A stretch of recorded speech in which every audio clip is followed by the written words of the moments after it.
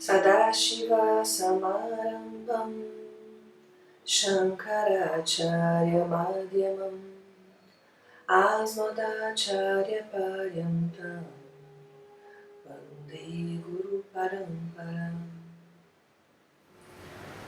Hariom, meu nome é Adriana, eu sou do blog Vedicamente Falando e estou junto com Ana Castilhos do blog Mukifu Zen Chique, fazendo uns vídeos sobre simbolismo védico. Eu sou professora de simbolismo védico, eu sou discípula de Glória Arieira e estudo Vedanta com ela já há 9 anos e estudo sânscrito com Anabela Magalhães, estudei simbolismo também com a Anabela e com o Patrick Van Lammeren, todos da tradição védica de Swami Dayananda Saraswati, que Glória foi aluna dele na Índia, estudou com ele na Índia durante bastante tempo e hoje ela dá aula em Copacabana. E ela é uma grande referência em sânscrito e na América Latina a maior referência de sânscrito e tradição védica. Enfim, então, meu nome é Adriana Moll e é muito bom poder estar aqui falando sobre isso com vocês. Muito bem. No nosso vídeo de hoje, nosso vídeo aula, nós vamos falar sobre o simbolismo de Ganesha, sobre a figura de Ganesha. Ganesha, ele é o deus indiano mais conhecido. Aqui no Ocidente, não há quem não conheça Ganesha, né? Todas as vezes que as pessoas pensam em Índia, pensam imediatamente naquele deus com cabecinha de elefante, aquele menino gordinho. Ele realmente é uma referência muito simpática, né?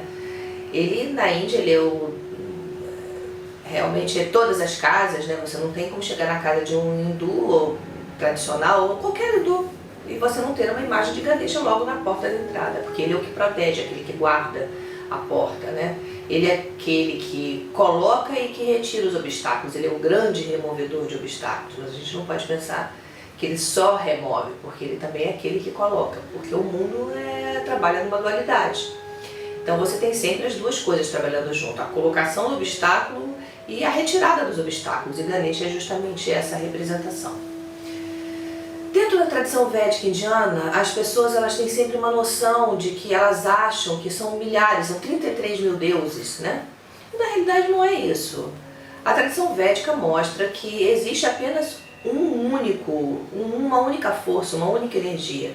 Essa energia é chamada de Brahman, né? Que é a essência de tudo, que é a base de tudo, que é a consciência existente em todas as formas, né? Ela se manifesta no nosso mundo como Ishvara, né? Então tudo pertence a essa ordem de Ishvara. Mas as pessoas elas veem esses aspectos de Ishvara de formas separadas, quando na realidade elas não são, elas são faces de uma mesma coisa, de uma única coisa.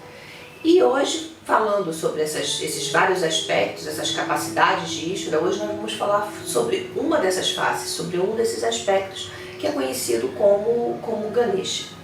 Ganesha é uma palavra dupla, formada por Gana e Isha. Gana significa grupo, em sânscrito, Gana, grupo de coisas, grupo de formigas, grupo de borboletas, grupo de pessoas. Qualquer grupo é chamado de Gana. Então, se nós estendermos isso para um nível universal, o nosso universo, que é formado por estrelas, por pessoas, por animais, por plantas, por planetas, por tantas coisas, ele é um grande grupo, né? Um grande Gana, o Gana que contém todos os outros grupos menores. E Ganesha, ele então é o senhor desse grupo, porque Isha significa senhor, Gana com Isha faz Ganesha, senhor dos grupos.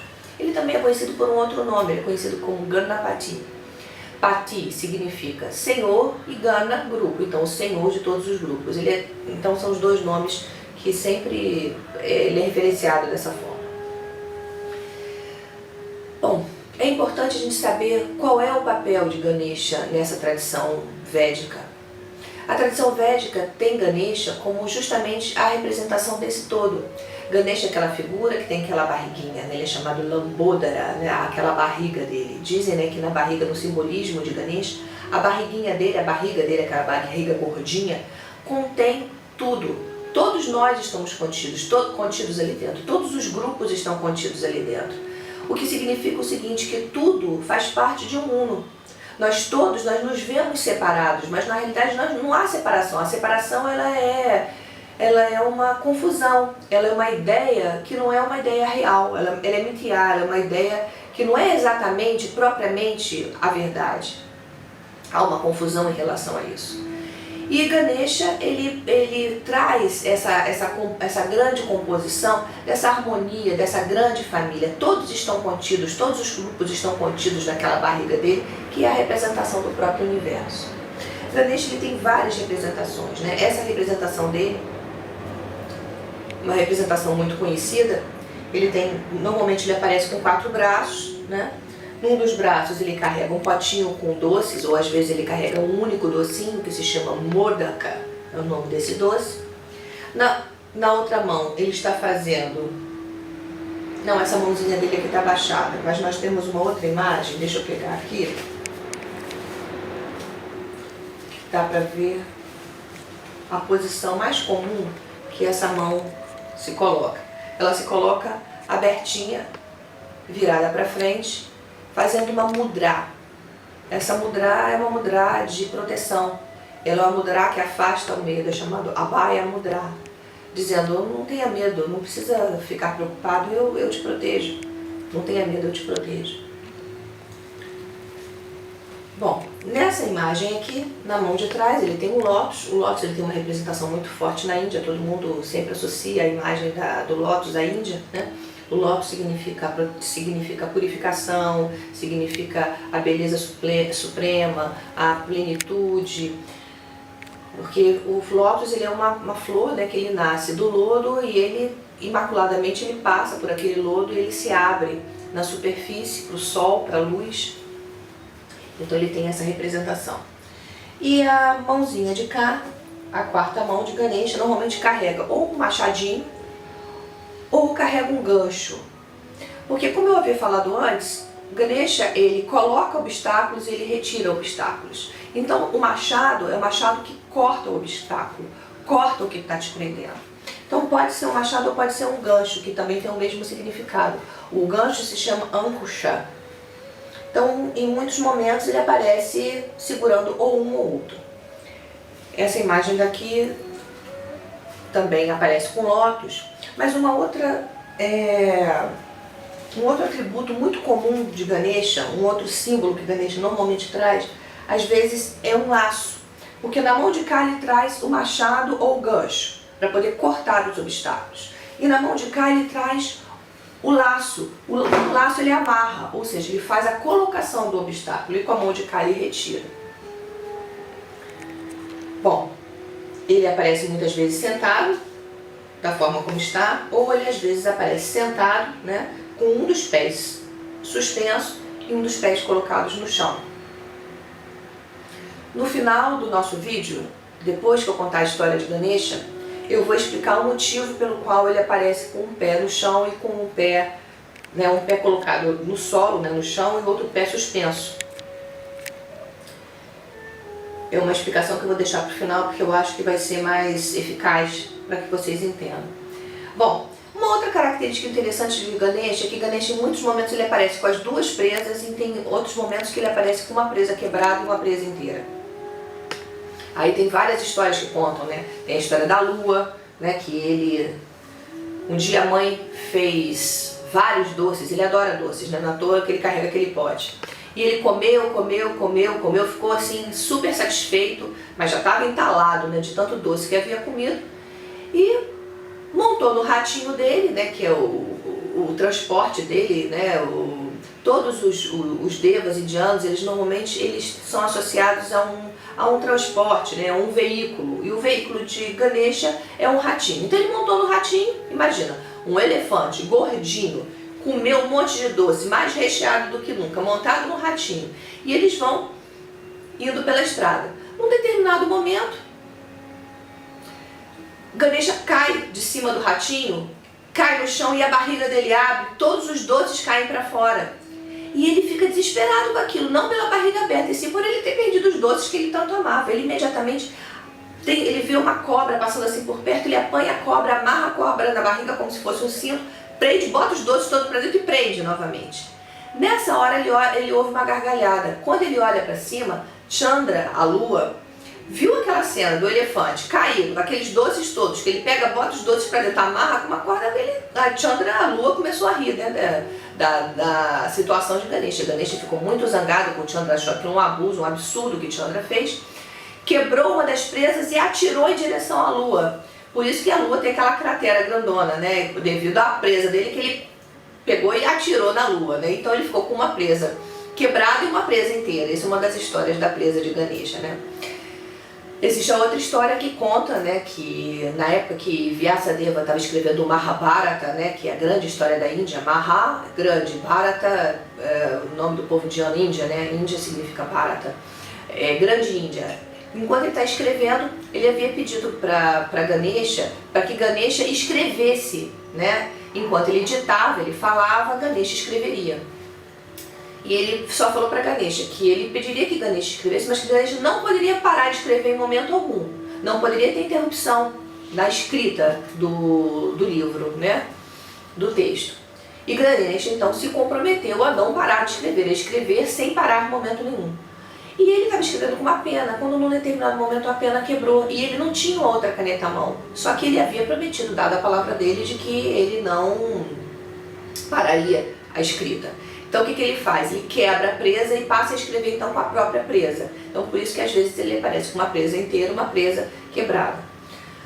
Essa é a história, mas o símbolo disso é o quê? É justamente a dualidade, uma presa quebrada e uma presa inteira, né? Nós vivemos num mundo dual, então essa é a representação da presa faltando de Ganesha. Então muito bem, agora então vamos começar a história do nascimento de Ganesha. Muito bem, então, continuando a nossa história de Ganesha, né, o importante sempre é a gente entender que o simbolismo ele vem para nos auxiliar a entender o que é que a tradição védica quer ensinar, quer nos trazer com esse complexo de ensinamentos, de textos, né, porque na realidade isso é um grande corpo, os Vedas são um grande corpo de conhecimento, né? E a tradição védica, ela tem como principal objetivo, isso é bom que a gente entenda, né, que o que ela deseja, através de todos esses caminhos, todos esses meandros de ensinamentos, de vários textos, de vários mestres, o que é que ele quer dizer para você? Que na realidade não há separação, que tudo é uma única coisa, nós somos parte de um todo. Ou seja, nós temos o engano, temos a confusão mental, a confusão de pensamentos de não achar separado dos nossos outros humanos, dos nossos amigos, do universo, da natureza, dos animais. Nós todos somos exatamente a mesma essência, a mesma base. É isso que a tradição quer dizer. Quando ela diz tatuam assim, ela diz exatamente, você é aquele, não há diferença entre os dois. A diferença que você tem é uma diferença que não é, isso não é verdade, isso não é real, isso é mithya, isso não é satyam. Isso é o que a tradição quer nos mostrar. Só que ela tem que mostrar isso de várias formas, porque é muito difícil você mudar uma concepção, mudar um pensamento. E nada melhor do que a história de Ganesha para mostrar o que é você mudar a forma de pensar. Porque no momento que você troca a cabeça, né, que o que Ganesha tem de excepcional é aquela cabeça de elefante, né, a troca da cabeça, cortar a cabeça, colocar a cabeça, outra cabeça no lugar, significa você mudar a sua forma de pensar, mudar o seu enfoque, mudar o seu pensamento, mudar, é você transformar a sua forma de pensar, não é você se transformar, porque a tradição diz que você não precisa se transformar em nada, porque você já é. Não há transformação, não há evolução. O grande diferencial do que a tradição coloca para o que as outras filosofias, né, porque a tradição védica não é filosofia, mas algumas filosofias ou religiões ou outras formas que envolvem esse divino, a forma como eles se colocam, é que a tradição já diz o seguinte, você não precisa evoluir para nada, você não precisa se transformar em nada, você já é. Você é o que você busca, você é o que você procura. Então no momento que você tem esse entendimento, as coisas todas clareiam, você começa a ver de uma outra forma. Só que é muito complicado, né? É um caminho que leva você até você mesmo, pega você e joga você no seu próprio colo, mas para isso você precisa de um certo, você precisa de coisas importantes, como você precisa de um conhecimento, né? Você precisa de escutar um mestre, você precisa refletir a respeito desse assunto, você precisa contemplar, há todo um caminho. E o simbolismo nos ajuda muito nisso. Muito bem, a história de Ganesha é uma história incrível e ela começa com o casamento dos pais de Ganesha, que são Shiva, Mahadeva, Shiva e Parvati, né? Parvati, Devi, Shakti. Se vocês quiserem ver um pouquinho sobre a história de Shiva, sobre quem é Shiva, a representação dele e de Parvati, vocês podem entrar no blog, né? No Vedicamente Falando, .blogspot.com.br. Vocês podem entrar e vocês vão ver alguns textinhos e se vocês tiverem alguma dúvida, vocês podem mandar uma mensagem e eu respondo para vocês depois sobre isso. Então Shiva é um grande yogi, né? A gente até se enche, né, para poder falar de Shiva, porque realmente ele é excepcional. Ele é um homem muito bonito, né, que um cabelo de dread, né, envolvido em peles, que gosta muito de viver isolado. Ele não é muito sociável, não. Ele gosta de ficar lá no cantinho dele, nas meditações dele. E, como diz, né, ele é Mahadeva, né, ele é o grande Deva. E ele se casa com Parvati, que era uma princesa, era filha da montanha, né, Parvati significa, né, aquela que é filha da montanha. E eles se casam e vão morar no alto do Monte Kailasa, que era a morada de Shiva. Um dia, numa aula mais adiante, eu conto sobre o casamento de Shiva, como Shiva e Parvati se casaram, mas isso fica para um segundo momento. E então eles se casam e são muito felizes, vão vivem muito bem. Parvati tem uma casinha toda bonitinha, eles vivem muito felizes lá. Shiva tem sempre próximo dele os Ganas, né, que são os atendentes de Shiva.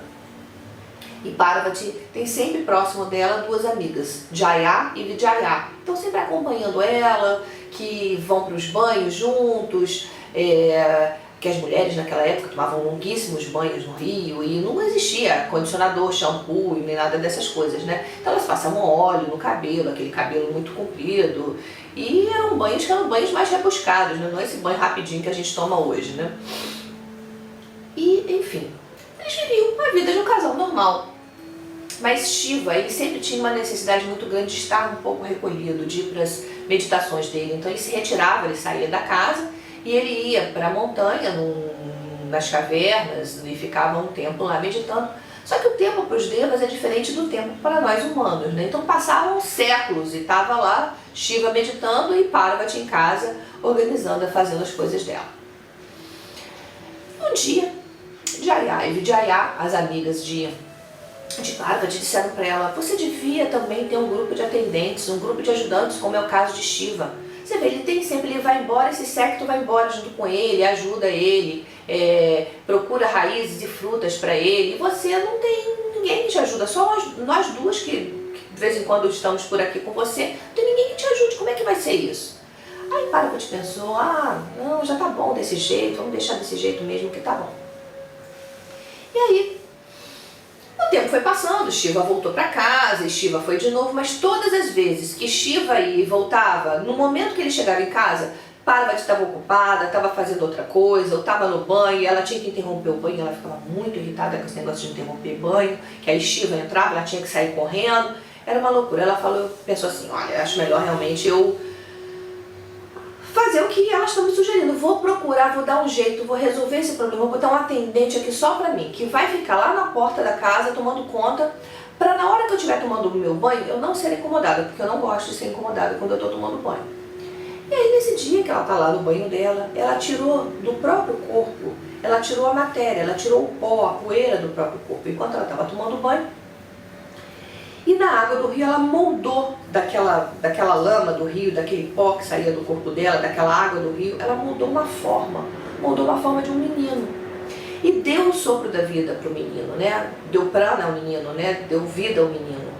E disse ao menino: você vai passar a ser, você é meu filho. E você vai passar a estar sempre próximo de mim. E eu vou te colocar lá na porta da minha casa. Tá aqui um bastão, eu vou te dar um bastão e você vai ficar lá na porta da minha casa tomando conta. Não deixe ninguém entrar, mas eu não quero que ninguém entre. Ninguém, nem Shiva, ninguém entra. Enquanto eu estiver tomando meu banho. Depois, quando eu liberar a porta, eu falo com você. Mas por enquanto eu não quero que ninguém entre. Você vai para lá pro portão e fica lá no portão tomando conta. E o menino prontamente, né, fez o que a mãe estava mandando. Foi lá pro portão e ficou tomando conta. E ela tá lá no banho dela, junto com as amigas, essa coisa toda. E o menino tá lá tomando conta. Um belo momento. O menino olha de longe, vê lá apontando no alto da curva da estrada, vem vindo um grupo de pessoas. E ele fica ali olhando, né? Não conhecia ninguém, não sabia de nada. Tá lá tomando conta da porta e aquele grupo de homens vem se aproximando. Aí vem um homem na frente, um homem alto, forte, com umas peles enroladas no corpo, montado em cima de um touro branco, uma figura, né? E o homem coberto de cinzas. E várias pessoas atrás dele, vários homens atrás dele.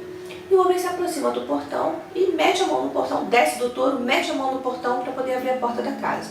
E o menino fala, não, aqui não pode entrar. Aí o homem vai falar, não, mas como que não pode entrar? Eu sou Shiva, eu sou o dono dessa casa, como é que eu não posso entrar? E o menino vai falar, não, essa casa é da minha mãe, Parvati, e ela está tomando banho e ela deu ordem que ninguém pode entrar. Então o senhor faz o favor de voltar, ou então o senhor fica esperando ela acabar o banho dela e depois aí a gente vê como é que vai ficar. Aí ele fala, o homem fala, não, eu vou entrar, a casa é minha, eu tô chegando de viagem, tô cansado, quero entrar em casa. Menino, sai da frente, quem é você? Sai da frente, a casa é minha. O menino fala, não, a casa é da minha mãe. A minha mãe está tomando banho e ela me deu essa ordem, eu não vou sair daqui, vocês podem ir embora.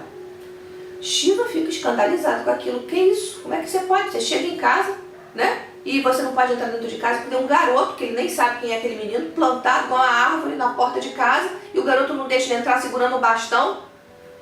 Impossível, né? E aí Shiva então se afasta um pouco, vira pros Ganas, né, que também estavam meio espantados com aquela história, e fala, ó, vai lá e tira aquele menino que tá lá na porta. Eu quero entrar dentro de casa, mas eu não quero arrumar confusão. Tira esse menino da porta para eu poder entrar. E senta embaixo de uma árvore e fica lá, esperando. Aí os Ganas vão lá e dizem pro menino, menino, quem é você? O menino falou, eu sou filho de Parvati. Bom, olha só, nós não conhecemos você, não sabemos, Parvati não tem filho, então vamos fazer uma coisa, sai da frente, porque Shiva quer entrar. E você não pode ficar interrompendo a passagem dele, sai da frente, você sabe com quem é que você está falando? Ele é Mahadeva Shiva, sai da frente. E o menino vai dizer, não vou sair, ele pode ser quem ele for. A minha mãe disse que é para eu ficar aqui tomando conta da porta, até ela dizer que pode entrar alguém. Não pode entrar ninguém, essa foi a ordem que eu tive. Então, não entra. E vocês vão embora também, que vocês estão aqui perturbando a porta da casa da minha mãe. Vão embora. Aí os Ganas ficaram assim, gente, que garoto doido. Voltaram lá para falar para Shiva, Shiva, que garoto é esse? Que está dizendo que é filho de Parvati? Que menino é esse? O garoto disse que não vai sair da frente não, que não vai entrar, que você não vai entrar, que ele não quer nem saber quem você é. E não ligou a mínima pro que a gente falou. Aí Shiva foi e falou assim, gente, mas que garoto é esse? Vai lá de novo, eu não quero saber dessa história não. Vocês desistem desse negócio de achar coitado do garoto, nada. Vai lá e tira esse menino da porta. Bate nesse menino, se for necessário, bate nele e tira ele da porta. Aí eles voltaram lá. Voltaram lá e falaram pro garoto, olha garoto, a gente voltou lá, falou com o Shiva tá começando a ficar meio zangado com essa história de vocês. Essa história é sua, sai da porta, ele falou que a gente pode até bater em você para poder tirar você daqui. Agora você sai daí porque nós vamos ser realmente obrigados a tomar uma atitude maior. Aí o garoto não conversou, pegou, deu logo a bastãozada na cabeça de um, a bastãozada na cara do outro. E eles começaram a ficar impressionados com aquele menino, que força que aquele menino tinha, ele deu outra bastãozada. E os Ganas ficaram horrorizados com aquilo, voltaram a falar no Shiva. A gente foi lá dizer pro garoto que a gente ia bater nele e foi ele que bateu na gente. Que garoto é esse? Aí Shiva realmente ficou preocupado. A gente já era a terceira vez, o terceiro aviso, e o menino continuava teimando, o menino insistente. O menino não arredava a pé. Nessa hora, começou uma confusão grande e os devas começaram a olhar e ouvir um burburinho, uma confusão, e começaram a pensar, gente, que confusão é essa na porta da casa de Shiva? Indra pensou, tô ouvindo uma barulhada lá embaixo, que confusão é aquela? Aí, Parvati, que estava tomando banho, já estava acabando o banho dela, saiu do banho e foi caminhando para casa, e Jaya e Vijaya falou para ela, olha, tá acontecendo uma confusão lá no portão, hein? E elas foram se aproximando, entraram dentro de casa e ficaram escondidas atrás da cortina, olhando o que estava acontecendo. E os devas, então, todos se aproximaram, desceram dos céus, vieram todos os seres celestiais, né? Desceram todos para poder ficar observando o que estava acontecendo. Nessa hora, Shiva deu uma outra ordem para os Ganas, falou: vão lá, façam o que tiver que fazer, se tiver que matar esse menino, bater no menino, eu não quero saber desse menino, não quero que vocês voltem mais aqui para me dizer que não conseguiram tirar o menino de dentro da frente do portão. Afinal de contas, vocês são o quê? Vocês são atendentes de Shiva, vocês são atendentes de quem? Vocês já foram lá 3 vezes e não conseguiram resolver nada. Voltem com uma solução definitiva, não quero saber. E aí então foram na frente dos Ganas, já foi Nandi e Bringi, que é um outro atendente de Shiva, que vale uma outra história também sobre ele, que ele também é uma figura muito interessante, porque ele era um camarada que ele era devoto, mas enquanto Nandi era devoto de Shiva e de Parvati, esse não, ele é devoto única e exclusivamente de Shiva, ele não dava a menor bola para Parvati. E dessa história, a partir desse sábio, desse Rishi, né, que na verdade era um Gana, era um atendente de Shiva, é que a gente conta, o simbolismo conta a história de Ardhana Ishwara, né? E vale muito a pena conhecer sobre essa figura, que é aquela figura em que metade do corpo aparece Shiva e metade do corpo aparece Parvati, né? Aparecem os dois fundidos numa única imagem. Mas isso aí vai ficar para um próximo momento. Mas então vão esses dois atendentes de Shiva, que eram muito poderosos, que eram muito devotos, eles vão na frente dos Ganas, se aproximam do portão para poder tomar uma atitude contra o garoto que estava na porta. Não deu tempo de nada. Ganesha já deu uma rasteira em um e já deu um empurrão no outro e já desmontou aquele grupo de pessoas que vinha ali na frente para poder tirá-lo do portão. E já saiu batendo em todo mundo, e bateu em um, e bateu em outro, e falou, gritou, mandou embora, mandou correr. Os Ganas voltaram com o rabo entre as pernas para Shiva e falaram: olha, Shiva, realmente não tem jeito, eu acho que quem vai ter que ir lá é você, para poder tirar esse menino da porta, porque a gente não está conseguindo não. Você vê, ele deu uma coça em Nandi, e Nandi é aquele touro forte, né, invencível, bateu em Nandi, o que ele não vai fazer com todos os outros? Não, acho melhor você ir lá e resolver isso, porque a gente não está dando conta. Realmente, dessa vez, a gente não está dando conta. E aí os devas, que já estavam todos próximos de Shiva, falaram: Shiva, olha a confusão que está acontecendo na porta da sua casa. Que negócio é esse que o cara não deixa você entrar, o garoto não deixa você entrar? Nós vamos, então, ajudar você, vamos tomar uma providência. Vamos todos nós e vamos tirar esse menino da porta. Aí Shiva fala: olha, é o melhor mesmo, antes que realmente eu fique furioso, que eu já estou muito aborrecido com essa história. Mas vai chegar um ponto que a minha fúria vai ficar grande demais, eu quero me livrar desse menino porque eu quero entrar dentro de casa. E Parvati, que estava lá dentro, escondida atrás da cortina, olhando, que ela estava encantada de olhar. Que menino era aquele, gente? Que ela criou um menino que era tão forte, que batia em todos os atendentes. O menino era leal, o menino não arredava o pé da porta. O menino, ele tinha uma firmeza de caráter muito grande, porque se ela deu um comando a ele ficou lá naquela posição dele, ele dali, ele não arredava pé. Ela estava encantada, e as amigas ainda diziam para ela: Parvati, que atendente maravilhoso que você criou, que garoto maravilhoso, esse seu filho, ele é fantástico. E ela começou a ficar tomada de orgulho e de vaidade, né, por ter criado uma criatura tão, né, um atendente tão maravilhoso. Ela ficou encantada, ela queria ver até que ponto que aquele menino seria fiel a ela, que seria leal a ela. E ela queria ver a que ponto a força dela, a força de criação dela, o resultado que aquilo ali teria. E ela então resolveu não tomar nenhuma atitude, resolveu esperar um pouquinho para ver o que ia acontecer.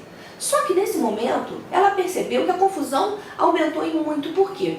Porque os devas todos se uniram a Shiva para poder tirar o menino. Então seria uma batalha desleal. Ela olhou para os céus e viu que nesse momento vinha vindo em direção ao portão da casa dela, em direção a Ganesha, para tirá-lo dali, vinha vindo Indra, montado em Airavata, que é o elefante dele. Vishnu vinha montado em Garuda, a águia. Todos vinham em direção ao portão para tirar o menino. E atrás ainda aparecia Skanda, o filho mais velho dela com Shiva, montado no pavão. Ela sabia que era uma força de guerra muito grande contra o menino. Nessa hora ela pensou: não, eu tenho que tomar uma providência, porque senão vão destruir o meu menino, que eles são todos os devas, eles são muito fortes a mando de Shiva. Junto com os Ganas, o meu menino não vai ter resistência contra isso, né? E então ela resolveu criar 2 Shaktis. Criou 2 Shaktis para irem em ajuda, em auxílio de Ganesha. Criou uma Shakti pavorosa, uma negra que tinha uma boca imensa. Quando ela abria a boca, uns dentes, a boca dela era tão grande, ela era tão apavorante, tão furiosa, que ela parecia uma caverna escura. E ela engolia tudo. E a outra Shakti que ela criou a partir dela mesma, era uma Shakti contrariamente à outra que era negra, essa ela era brilhante. E ela jogava raios, como se fossem armas, e ela brilhava toda. E ela então, Parvati colocou as duas Shaktis no portão do lado de Ganesha e disse a elas, olha, vocês vão auxiliar meu filho. Então nesse momento, elas produziram tanto poder, tanta força, que pareceu que Ganesha tinha criado milhares de braços.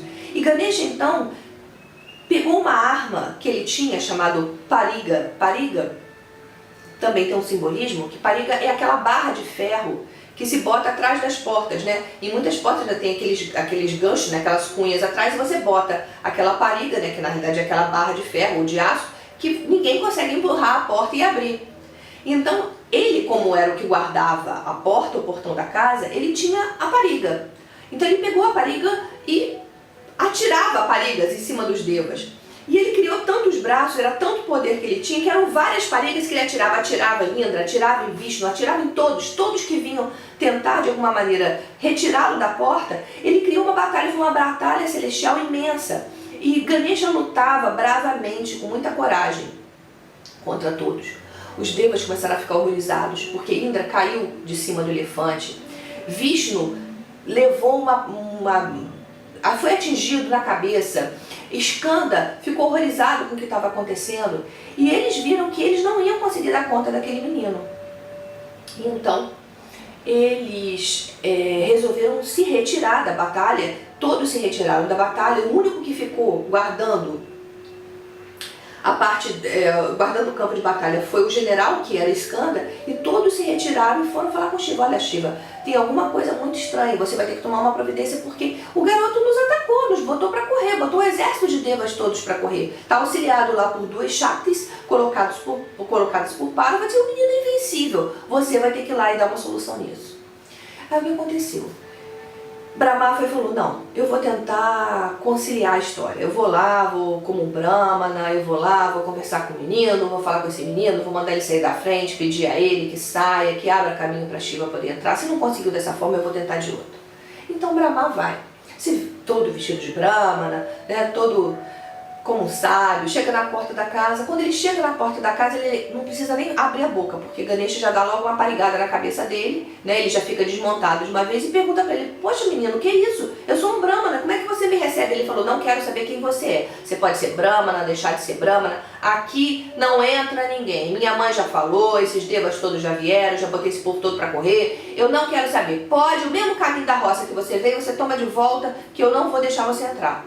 Aí o Brahmana, Brahma, o avô de todos os devas, super respeitado, né, Prajapati, virou para ele e falou assim, meu menino, você não sabe quem eu sou o avô, o grande avô, eu sou Brahma, o criador. Ele falou, não quero saber, você pode ser quem você for, volta pelo mesmo caminho que você veio. Eu só saio daqui quando minha mãe me tirar daqui, ela me mandou ficar aqui e eu vou ficar. Brahma viu que ele estava irredutível, voltou para poder falar com o Shiva. Aí Vishnu virou para Shiva e falou, não, então agora vou eu. Eu vou lá, eu vou tentar lutar contra esse menino. Gente, Vishnu, vocês sabem que Vishnu é invencível, né? Então Vishnu pensou, não, eu vou conseguir, certamente eu vou chegar lá e vou dar cabo dessa história, eu vou resolver essa questão. E aí Shiva falou, vai Vishnu, vê se você consegue resolver, porque tá chegando realmente num ponto que eu tô vendo que eu vou ter que intervir na hora que eu tiver que tomar uma atitude, a coisa vai ficar mais complicada. E aí então Vishnu vai, monta em Garuda com toda aquela beleza, todo aquele brilho dele, aquelas joias todas resplandecentes igual um sol. Ele monta em Garuda, Sudarshana Chakra, todo poderoso, né, com aquela figura linda dele que apaixona. Vai Vishnu, aparece o sol brilhando, né, aquela imagem, né, Vishnu montado em cima daquela águia linda, todo aquele ouro brilhando, calça amarela, um espetáculo. Quando Vishnu vai chegando perto de Ganesha, Ganesha não conversa, é parigada em cima dele. Aí Vishnu se vira para um lado, se vira para o outro e voa em torno e tenta atacar Ganesha e não consegue atacar, e Ganesha atacando ele direto, até que Ganesha mete uma parigada, a parigada vai, derruba Vishnu no chão. Vishnu ficou chocado com aquilo. Que negócio é esse? Que garoto é esse que me derrubou? Aí Vishnu levanta e volta e tenta novamente. E nada de conseguir. Eles ficam muito tempo nessa batalha, muito tempo nessa luta. Todos os devas olhando, os seres celestiais, os Gandharvas, as dançarinas celestiais, todos já, Apsaras, todos vieram para poder ver. E estavam escandalizados de ver aquele menino dominar na guerra até o próprio Vishnu. E aí Vishnu então vai e fala para Shiva, olha Shiva, não tem solução. Aqui só tem uma solução. Nós fazermos um truque. Vamos fazer um truque, eu e você. Com esse truque, a gente engana esse menino, eu engano o menino e você vem por trás e corta a cabeça dele. Porque é a única forma de tirar esse menino, não há outra maneira da gente conseguir tirar esse garoto. Já tentamos tudo, já fizemos tudo, todo mundo já intercedeu, até Brahma levou paulada na cabeça. Não resolveu. Então, agora a gente vai ter que fazer desse jeito. Então assim os dois combinam. E aí, Vishnu novamente monta em Garuda e vai tentar enganar Ganesha, para que Ganesha fique focado nele, atento a ele, e Shiva então possa vir por trás e cortar a cabeça do menino, que era esse o plano que eles tinham. E assim é feito. Só que o que acontece? O menino ele não presta só atenção em Vishnu, ele presta atenção nos dois, então ele está vendo Shiva por trás, Vishnu pela frente, Shiva por trás, Vishnu pela frente. Tanto que num determinado momento, uma hora que que Shiva tenta cortar a cabeça, ele desarma Shiva. Ele tira a arma da mão de Shiva. E aí aquela batalha continua, até que Vishnu consegue realmente prender a atenção do menino. Quando ele consegue prender a atenção do menino com os movimentos que ele faz, voa para um lado, voa para o outro, e o garoto fica atento só a ele, abre uma brecha para Shiva poder cortar a cabeça do menino. E Shiva então nesse momento vem por trás com o Trishula e corta a cabeça do menino. Quando ele corta a cabeça do menino, todos ficam em estado de êxtase, né? Porque Vishnu conseguiu distrair a atenção, tirar o foco do garoto, o garoto ficou ali distraído com ele, perdeu o foco em Shiva, e Shiva conseguiu ser eficaz, né? Conseguiu ser eficiente no ataque dele e conseguiu cortar a cabeça do menino. Então o céu explode em festa, os devas começam a gritar, começam a cantar, acabou aquela confusão que o universo inteiro tinha parado para poder ver.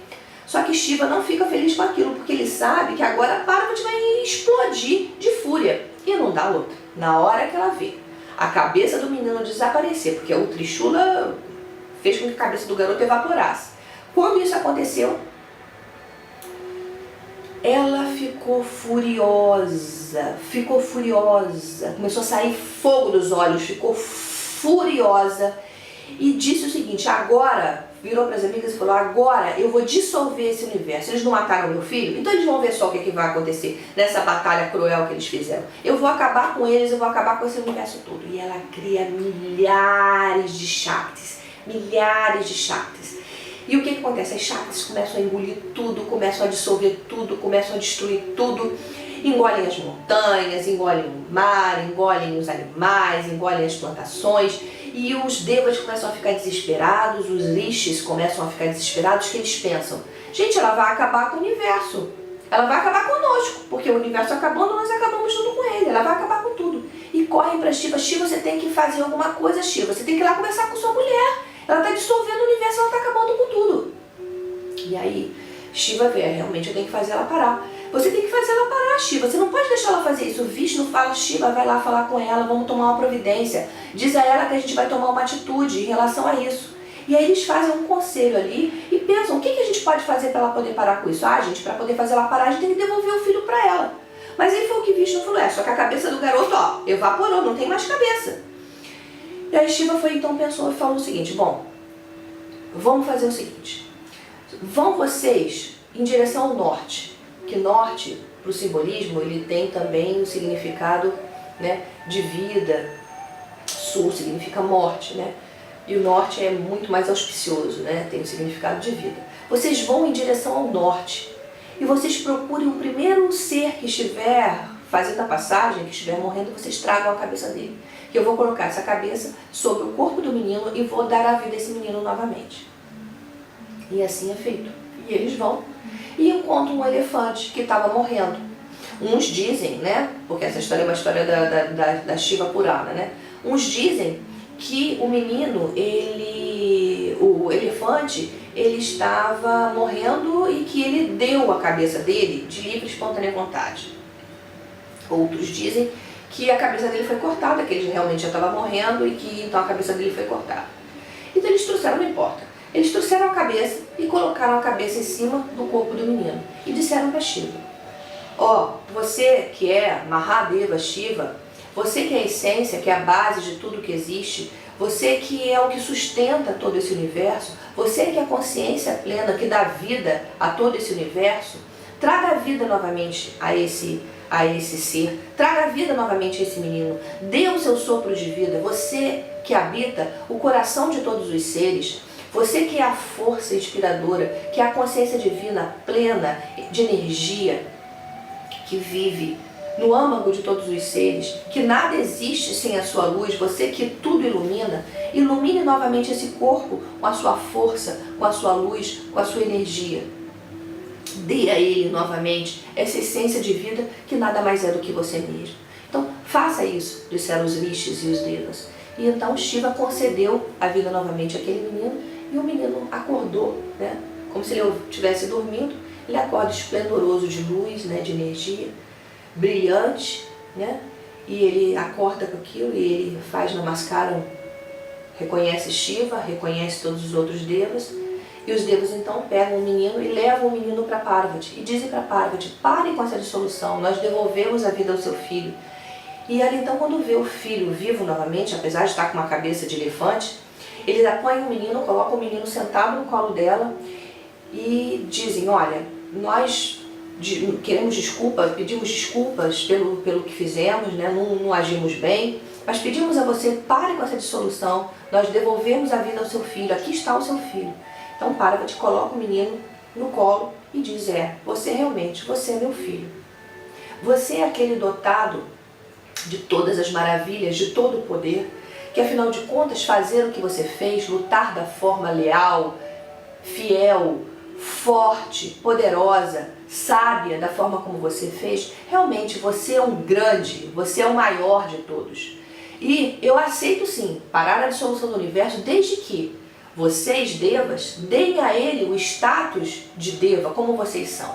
Só que ele vai ser maior do que vocês, porque ele é um sábio, ele vai ser maior do que vocês. Então o que eu quero é que ele seja reverenciado primeiro do que qualquer um de vocês, nos rituais, nos festivais, em qualquer situação. Antes de fazerem qualquer namaskaram, de fazerem qualquer ritual para vocês, as pessoas primeiro vão honrar ao meu filho. Porque ele sim, você é o que remove e o que coloca os obstáculos. Você é o grande, você é o sábio, você é o que detém todo o conhecimento. Todo o universo está em você, toda a força do universo está em você. Então, eu reverencio você, você é meu filho. E aí os rishis e os devas pegam o menino e levam o menino para Shiva. Colocam o menino no colo de Shiva. E aí Shiva vai e diz: eu te chamarei de Ganesha. Ganesha, você é o senhor de todos os grupos. Você vai ser o general do meu exército. Você comandará todo o meu exército. Você comandará todos os grupos desse universo. Você é aquele que tem mais poder. E você, como sua mãe deseja, você será reverenciado primeiro do que Brahma, o Criador, primeiro do que Vishnu, aquele que mantém, primeiro do que eu, que sou aquele que transforma e destrua. Você será reverenciado antes de qualquer um de nós. Você é o grande, você é poderoso e o seu valor é incomensurável. Então, eu recebo você como meu filho. Você é meu filho. Eu trouxe você à vida. Eu trouxe você novamente. Sua mãe te deu uma primeira vida e eu trouxe você à vida. Então, Ganesha faz namaskaram para Shiva, reconhece Shiva como pai. Isso não impede que ele reconheça Parvati como mãe. Ele faz namaskaram para a mãe, que foi a pessoa, a quem o criou, né? Faz namaskaram para os devas, para os rishis. E assim termina a história do nascimento de Ganesha. Om Gam Ganapataye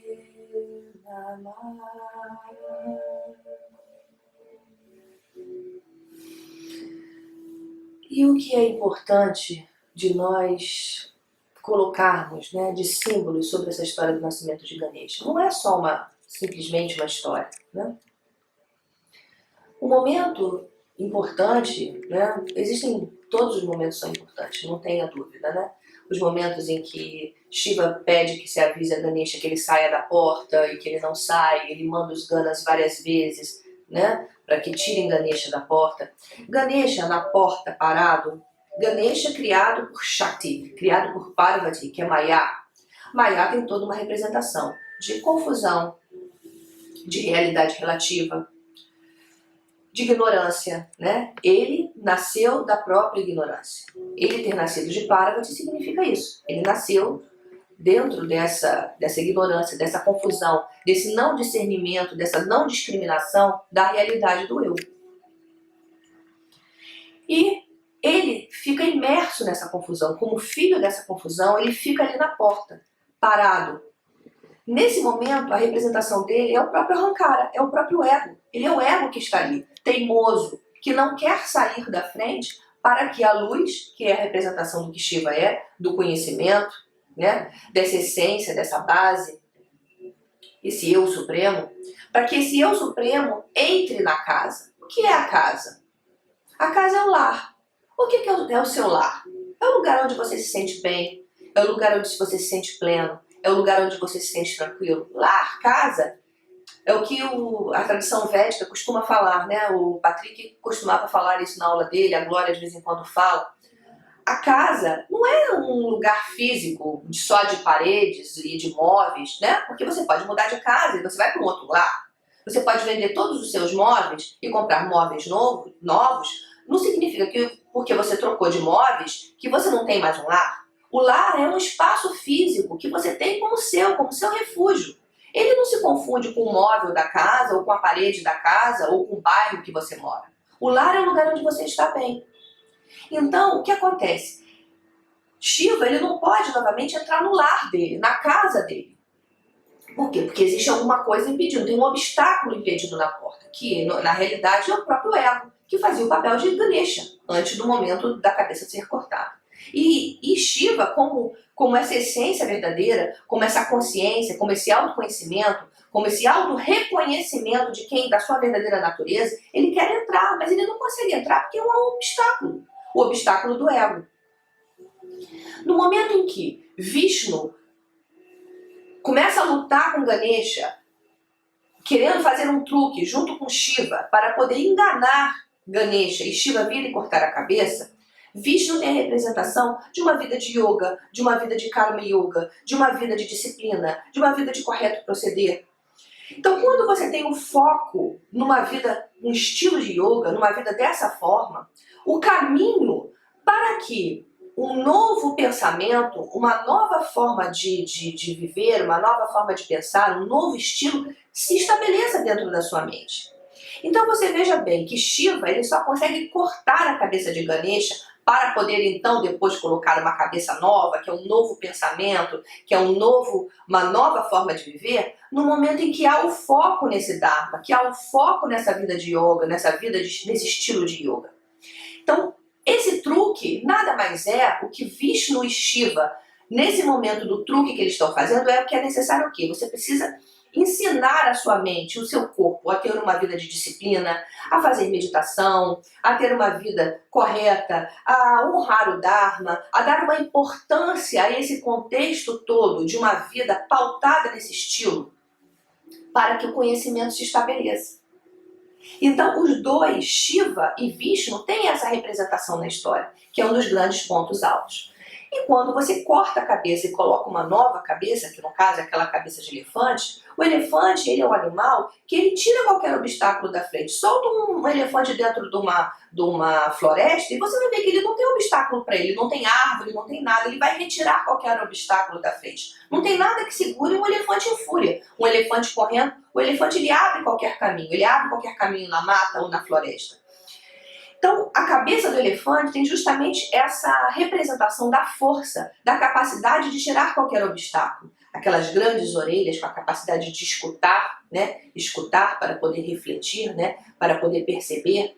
A tromba, que é uma tromba que ela é, ao mesmo tempo em que ela é forte, ela pode pegar um tronco de árvore, uma coisa grande, ela também ela tem uma minúcia para poder pegar uma coisa pequena do chão. Ela tem essa capacidade, o amendoim, uma capacidade de discriminar, é fantástica a capacidade da tromba do elefante. Então a cabeça do elefante tem várias representações, essas são algumas. Então, no momento que você coloca a cabeça desse animal que ele remove qualquer obstáculo, traz todo esse simbolismo agregado de Ganesha. E uma cabeça nova significa um novo modo de pensar, um novo pensamento, uma nova vida, né, uma nova visão de si próprio, né, uma expansão, né, diferente da consciência que você tem. Então a história de Ganesha é um mito que traz uma série de considerações que nos levam a compreender esse todo, a perceber a sua inserção dentro desse todo, a sua concepção de vida de uma forma muito maior, muito mais plena, muito mais forte, e que pode parecer complexa, mas na realidade é uma unidade de todo, e que a gente só pode ser levado a ela através de muita contemplação, através de devoção, através de conhecimento. E Ganesha tem a representação do sábio, aquele que foi além, né? Por isso que ele é sempre honrado antes dos devas, antes de qualquer um.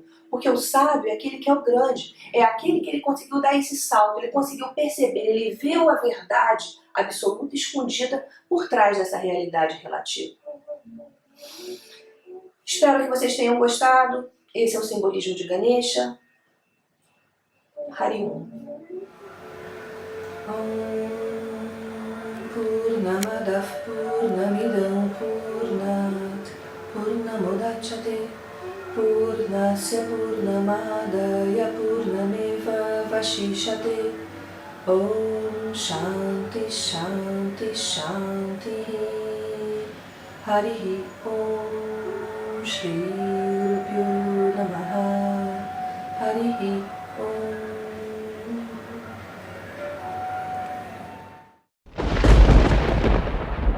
É por isso que eu não pode olhar pra lua, porque a lua riu dele, né? Não pode olhar pra lua? No dia de Ganesha, não, ele não atirou, ele ficou com raiva e atirou a presa na lua. E fez aquele buraco lá na lua, né? A cratera da lua, né? Então por isso que ele ficou com uma presa só. Mas eu poderia ter continuado essa história. Continuar a história, a lua da gargalhada dele, ele fica com uma raiva da lua, ele amaldiçoou, olha só. Você, da agora pra frente, não vai ter mais o seu brilho. Você não riu de mim, então agora você não vai ter mais o seu brilho. Por isso que ela tem fases. Ela passa por nova, que ela não tem nada, é completamente escura, né? Minguante.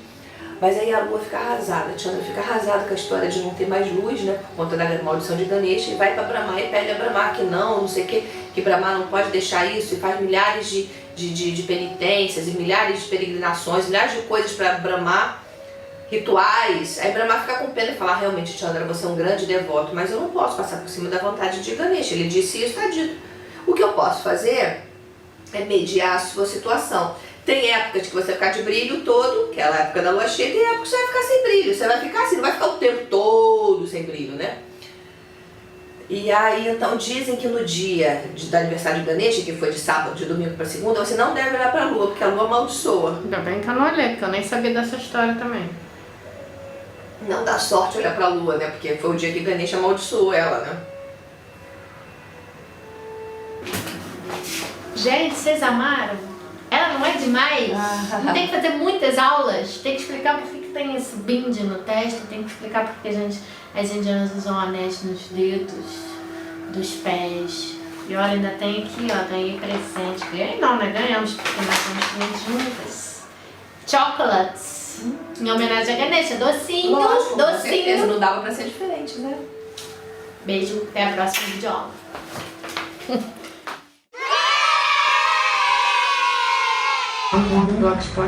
Eu sei, Ana Paula. Não, perguntando. É? Tá. Então vamos fazer outro, tá? Take. O BR e o da Adriana, vedicamente falando, Veticamente falando, blogspot.com.br. Ela sabe. Vai, se apresenta, veticamente falando. Veticamente falando. Muito bem, faz de novo. Fala vocês trouxeram, eu não vou falar isso direito. Veticamente falando, blogspot.com.br. Pois é, como você fala, eu lembro do nome de Arjuna e da família, isso eu não lembro, Tá. não adianta. Então tá.